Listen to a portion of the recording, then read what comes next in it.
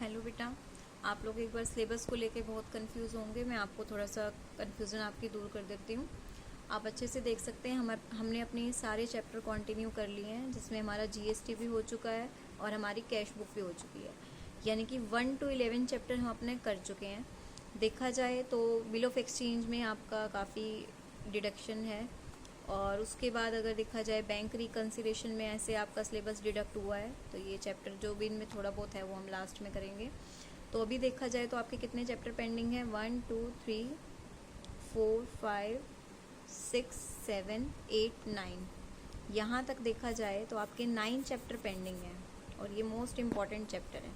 ठीक है, ये आपका कंप्यूटराइज्ड है, ये हम बाद में देखेंगे। इनकम्प्लीट रिकॉर्ड में से ऑलमोस्ट सारा आपका डिडक्ट है टॉपिक। तो ये 9 चैप्टर हमें अच्छे से कवर करने हैं, जो आपके आगे जाके यूज़फुल हैं 12th क्लास में या आपके फ्यूचर फर्दर कोर्सेज में। अब अगर हम सब्सिडरी बुक स्टार्ट करते हैं तो जो बच्चे पीछे हैं, जर्नल पे हैं, जिन्होंने लेट एडमिशन लिया, तो उनके लिए काफ़ी लॉस होता जाएगा। तो हमारा एक प्रैक्टिकल चैप्टर है डेप्रिसिएशन, जिसका इनसे कोई लिंक नहीं है, बिल्कुल डिफरेंट और अलग चैप्टर है। क्योंकि अगर हम इसके बाद ये स्टार्ट करें और ये करें तो ये सारे सीरीज़ में हैं। तो जब तक हम अपना डेप्रिसिएशन कंप्लीट करेंगे, जो बच्चे जर्नल पे हैं वो जीएसटी और कैश बुक भी कवर कर लेंगे। फिर हम इस चैप्टर को एक साथ स्टार्ट कर सकते हैं। और डेप्रिसिएशन करने के बाद हम अपना एक बार रिवीजन स्टार्टिंग से भी, अगर हमें लगेगा कि किसी चैप्टर में हमें रिवीजन की नीड है, हम एक बार उस चैप्टर को दोबारा भी ले सकते हैं।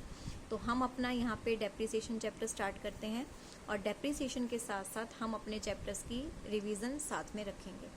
अब हम अपना डेप्रिसिएशन चैप्टर करेंगे वीडियोस के थ्रू, और कॉल पे हम इन चैप्टर्स की रिवीजन करेंगे। आपका एग्ज़ाम भी है।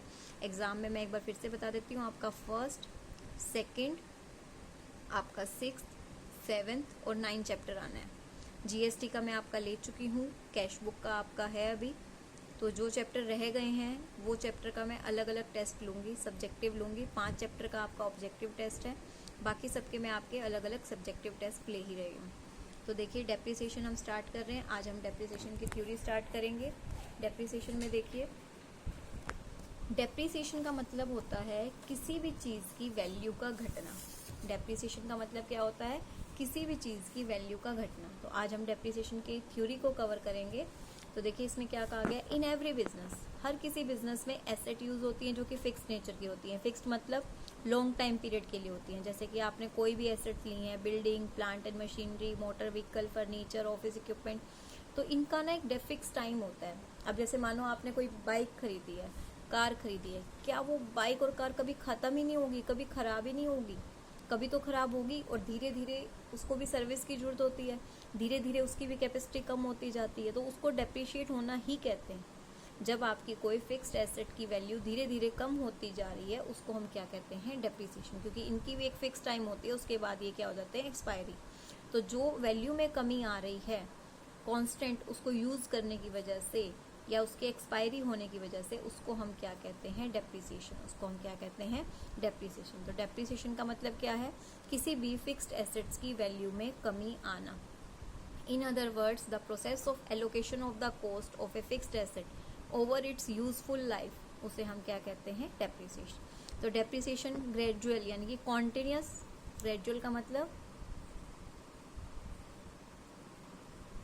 Continuous, and permanent decrease in the value of an asset, हमारी एसेट्स की वैल्यू में क्या होना? कमी होना।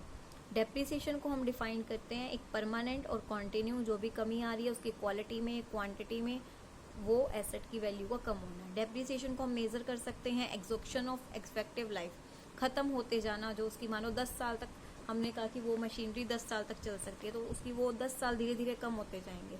It is a matter of common knowledge, ये तो सबको पता है कि कोई भी फिक्स्ड एसेट होगी तो धीरे धीरे वो क्या होती जाएगी? डिमिनिश होती जाएगी जैसे जैसे टाइम बीतता जाएगा।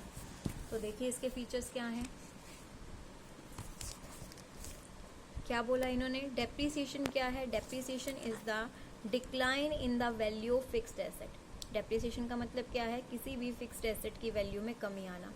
सच fall is of a permanent nature, और जो ये वैल्यू में कमी आएगी ये परमानेंट आएगी। Once the value of an asset reduce, एक बार अगर वैल्यू कम हो गई तो वो दोबारा से रिस्टोर नहीं होगी। ग्रेजुअल और कॉन्टिन्यूस है, हमने पढ़ा, ये कोई प्रोसेस नहीं है, ये प्रोसेस है एलोकेशन ऑफ कोस्ट। कोस्ट को हम किसी एसेट की वैल्यू को हम एस्टिमेट नहीं कर रहे, हम उसकी वैल्यू को टाइम पीरियड में बांट रहे हैं। ये डिक्रीज करती है एसेट की बुक वैल्यू को, ना कि मार्केट वैल्यू को। डेप्रिसिएशन यूज होता है टेंजिबल फिक्स्ड एसेट के केस में, ठीक है। ये वेस्टिंग एसेट्स, ऑयल माइंस, इनमें यूज नहीं होता। ये नॉन कैश एक्सपेंस है, इसमें कोई कैश नहीं जा रहा बिजनेस से, पर वो अपने आप उसकी वैल्यू क्या हो रही है, कम। तो डेप्रिसिएशन के क्या क्या कारण हो सकते हैं? लगातार उसका यूज करना, due to constant use of fixed asset in the business operation, wear and tear arise होता है उसके कारण, which result in reduction of their value. By expiry of time, उसका टाइम पीरियड पूरा हो सकता है, आपने 10 सालों के लिए जो भी है, बारिश हुआ है, तूफान है, किसी वजह से वो चीज़ खत्म, डिस्ट्रॉय होती जा रही है। लीगल राइट्स की वजह से आपने कोई चीज़ लीज पे ली है 25 सालों के लिए, 20 सालों के लिए, तो जैसे ही 20 साल हो जाएंगे तो आपके लिए उसकी वैल्यू ज़ीरो, वो चीज़ आपके पास नहीं रहेगी। ऑब्सोलेंस का मतलब कोई नई मशीनरी आई, न्यू इन्वेंशन आई, तो पुरानी एसेट्स आपके लिए क्या हो गई, बिल्कुल यूजलेस, ज़ीरो। पहले जैसे मोटे मोटे कंप्यूटर, बड़े वाले कंप्यूटर, टीवी जैसे हुआ करते थे, ठीक है, टीवी भी वैसे होते थे बॉक्स की शेप में, पर फिर LCD LED स्क्रीन आई तो अब उनकी कोई वैल्यू नहीं रही। बाय एक्सीडेंट के कारण, फायर लग गई, अर्थक्वेक आया, फ्लड आया, आपकी वैल्यू आई। बाय डिप्लीशन का मतलब होता है इज द कमी होना, ऑयल वैन सामान खत्म होते जा रहे हैं क्योंकि आप लगातार उसका यूज़ कर रहे हैं, और या फिर मार्केट वैल्यू में परमानेंट कमी आ रही है। तो एसेट्स की वैल्यू कम होने के कोई भी कारण हो सकते हैं, ठीक है। नीड भी करते हैं आज हम इसकी, नीड क्यों है, हमें डेप्रिसिएशन क्यों कलेक्ट करना चाहिए, जिससे हमें ट्रू प्रॉफिट एंड लॉस पता चले, ताकि जो हम अपनी एसेट साइड पे वैल्यू दिखा रहे हैं एक्चुअली पता तो चले कितनी है उसकी एक्चुअल वैल्यू। क्योंकि इसके कारण क्या होता है, हमारी the true value of the business ascertain तभी होती है जब हमें कॉस्ट का पता हो रिवेन्यू के ऊपर कि कितना खर्चा लग रहा है। एसेट्स को यूज़ करते हैं हम रिवेन्यू अर्न करने में, तो डेप्रिसिएशन एक वैल्यू एसेट की जैसे बाकी एक्सपेंस है, जैसे हम वेजेस सैलरी देते हैं एक्सपेंस है, वैसे भी डेप्रिसिएशन हमारे लिए एक एक्सपेंस है। ये हमें फाइनेंशियल पोजीशन भी बताता है, क्योंकि अगर मुझे डेप्रिसिएशन पता होगा तो मैं अपनी एसेट्स में उस एसेट की वैल्यू को कम करके ही लिखूंगी जितनी उसकी वैल्यू बच जाएगी। कॉस्ट ऑफ प्रोडक्शन को हम निकाल सकते हैं कि कितना कॉस्ट, कितना डेप्रिसिएशन एक खर्चा है, ठीक है। डेप्रिसिएशन भी एक खर्चा है। करेक्ट कॉस्ट हम तब कैलकुलेट कर पाएंगे जब हमें एक्चुअल अपने खर्चों का पता होगा, उसके बेसिस पे हम अब क्या कर सकते हैं, अपने रेट को लोअर कर सकते हैं, हमारे प्रॉफिट भी कम हो रहे हैं।